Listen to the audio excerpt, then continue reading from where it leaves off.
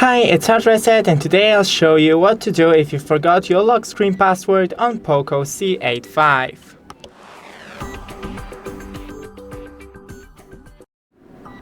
So first, enter the Google credential after multiple failed attempts.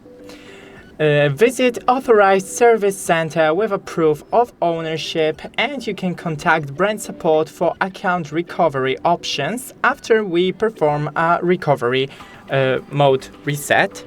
So to do that, first click and hold the power on button and volume up button and power off. Wait for your phone to completely power off.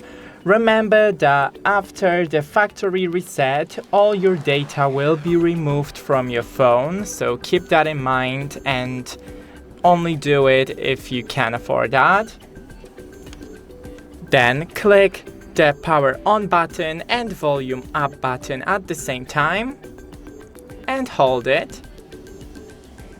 And when you see the POCO logo, just hold the volume up button, let go of the power on button.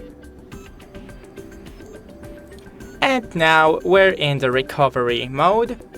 Click to wipe data with volume down button and power on button to confirm.